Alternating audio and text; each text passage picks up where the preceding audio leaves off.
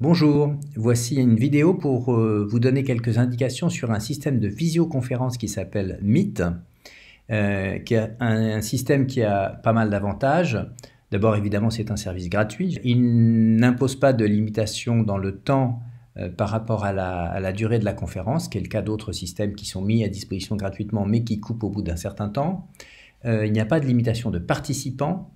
La sécurité est assurée puisque certains systèmes ont des problèmes de sécurité, mais là, la solution est du domaine du logiciel libre et elle est installée chez un opérateur qui s'appelle Infomaniac et qui est en Suisse et qui le met à disposition du public. Il n'y a pas besoin d'avoir un logiciel à installer sur son ordinateur pour qu'il fonctionne. Ça fonctionne dans un navigateur Chrome. Et en revanche, l'application existe, mais elle est gratuite pour les mobiles, que ce soit Apple ou Android. C'est facile et c'est fiable, on va le voir tout de suite, donc en avant pour la démonstration. L'opération commence par le lancement de Google Chrome, du navigateur Google Chrome, qui est le navigateur compatible. Et pour se connecter au service, vous tapez l'adresse meet.infomaniac, infomaniac.com. Vous validez l'adresse et vous allez instantanément arriver sur une fenêtre d'invitation qui vous propose directement de créer une réunion.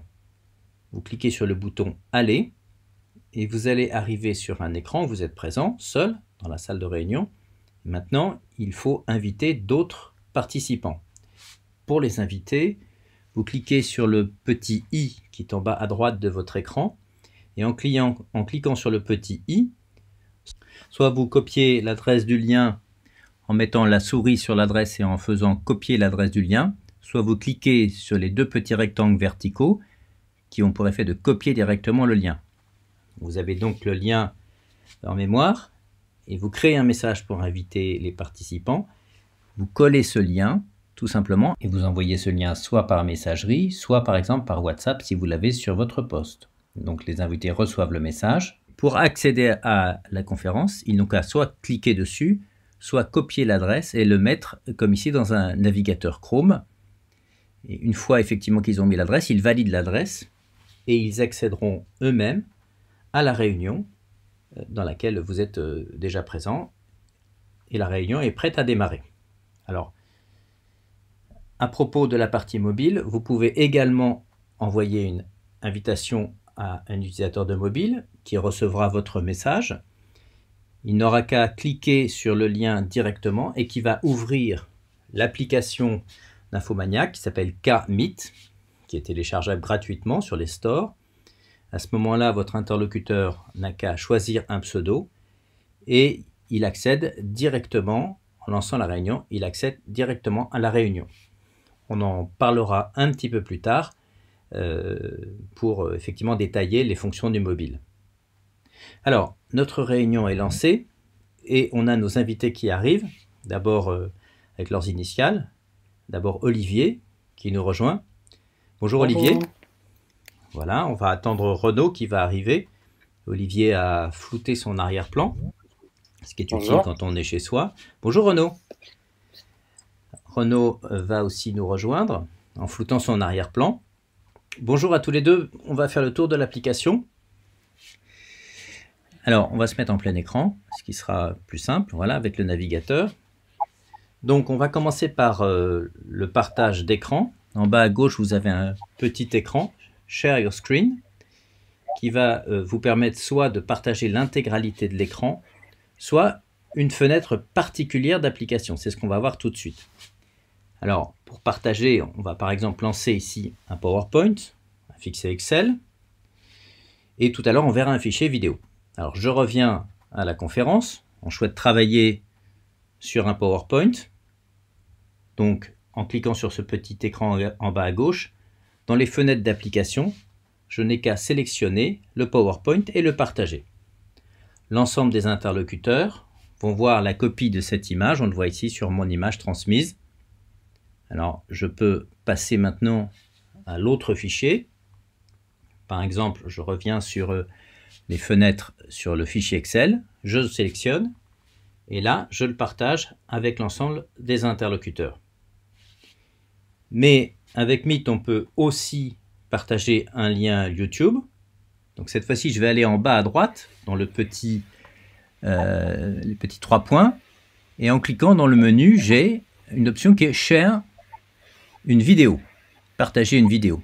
Donc je vais aller chercher un lien YouTube, par exemple celui d'une conférence. Je vais copier le lien. L'ayant copié, je le mets dans le champ, je le partage et on va partager en live pour les participants cette vidéo. Alors, je vais revenir sur les 3 petits points sur la droite. Je vais stopper la diffusion en arrêtant avec la même fonction la diffusion. Alors on va faire un peu le tour de quelques outils et indications. On a la possibilité de passer en mode mosaïque. Voilà, la possibilité de mettre ou d'allumer ou d'éteindre ma caméra. Je peux flouter, comme je le disais tout à l'heure, mon arrière-plan, toujours utile quand on est chez soi.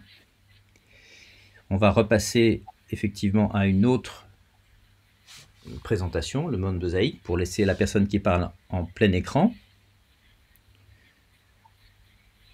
Ensuite, on a quelques indications complémentaires sur les utilisateurs pour savoir où en est le taux de transfert. C'est important parce que quelquefois un des utilisateurs a une mauvaise qualité de liaison et donc il faut pouvoir l'analyser facilement pour éventuellement couper l'image par exemple. Et en particulier, il y a une petite fonction qui permet de baisser la qualité vidéo. Si jamais un interlocuteur ou l'ensemble, ça commence à avoir du délai ou à on ne s'entend plus correctement, on peut baisser la qualité vidéo comme on l'a vu. On va se remettre en plein écran, on peut partager une vidéo YouTube, on a les settings qui permettent de régler la caméra, le micro, la sortie de son propre poste, changer son pseudo par exemple, et puis d'autres informations. Il y a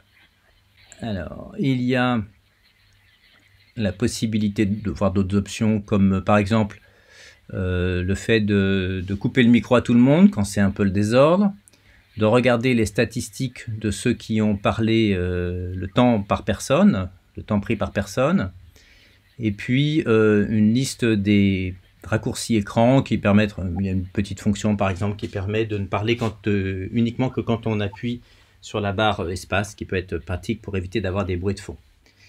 À gauche, effectivement, on peut lever la main pour demander la parole. On a la possibilité d'avoir un chat en direct pour partager avec l'ensemble des interlocuteurs de la réunion. Merci de publier votre fichier par exemple. Voilà, on l'envoie et tout le monde récupère effectivement ce message. Il ne reste plus qu'à mettre fin à notre réunion. Non, une précision, c'est que quelquefois dans le navigateur, en haut à droite, vous avez une restriction d'autorisation pour le navigateur lui-même qui peut vous bloquer. À ce moment-là, il faut que vous cliquiez sur cet élément et que vous autorisiez la caméra et le micro à partir du navigateur, qui lui, effectivement, gère les autorisations. Bien écoutez, je crois qu'on a tout fait. Écoutez, je crois que j'ai fait le tour, on va se dire au revoir. Donc, merci beaucoup pour votre participation. Je vais raccrocher, vous pouvez raccrocher aussi. Au revoir, merci. On va maintenant passer à une deuxième partie de la démonstration qui concerne l'accès aux vidéoconférences par les mobiles. Pour télécharger l'application, vous allez sur votre store, App Store ou Google Play, et vous téléchargez sous le nom Infomaniac, I-N-F-O-M-A-N-I-A-K,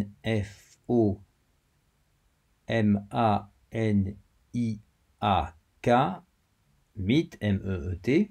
L'application est gratuite.